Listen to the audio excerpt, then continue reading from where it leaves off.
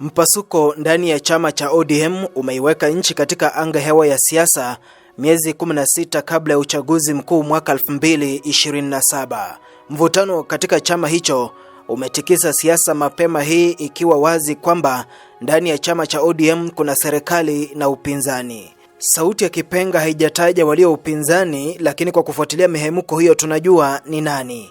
Kwa kufuatilia matukio ndani ya chama na mikutano ya kisiasa ambayo inapangwa na makundi mawili ya Linda Ground na Linda Mwananchi, ni rahisi kuona ni mrengo upi una msisimuko ule uliokuwa wa Raila wa kitandawili. Mrengo wa Linda Mwananchi chini ya kamanda wake Edwin Watenya Sifuna unaonesha uwezo mkubwa wa kuvutia hadhira kubwa kama ilivyokuwa zamani za Raila Odinga. Kundi hili linafurahia kupata hadhira, mashabiki na wafuasi wanaojitokeza kwa hiari ukilinganisha na mrengo wa Linda Ground. Sauti ya Kipenga ina ushauri kwa Edwin Sifuna pamoja na kundi lake. Bila shaka inawatia moyo kuona kwamba wananchi ambao mnawalinda wanajitokeza wengi kuja kuhudhuria mikutano yenu. Ila tahadhari kabla ya hatari ni kuepuka kufanya makosa ambayo hayati Raila Odinga alikuwa anayafanya kila mwaka wa uchaguzi mkuu. Hayati Raila Odinga alikuwa na ufuasi mkubwa hasa tangia kuanzisha chama cha ODM. Wafuasi hao walifurika katika mikutano yake yote, na kwa kweli Raila alikuwa tisho.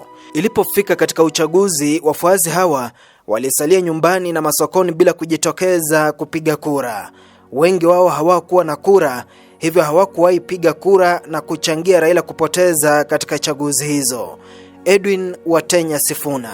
Sauti ya Kipenga haina uhakika iwapo ndoto yako ni kuwania urais, useneta au vipi. Una bahati kwamba unafurahia ufuasi mkubwa kama ilivyokuwa kwa Raila Odinga.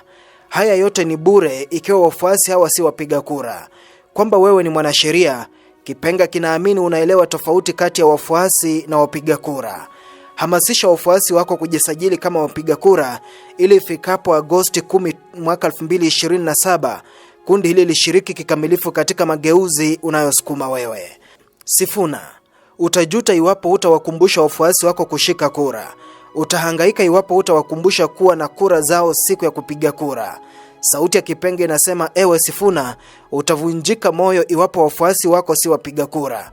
Waambie wajisajili, kisha siku ya kura wajitokeze kupiga kura. Tumepuliza Kipenga. Mimi ni Nelson Songa.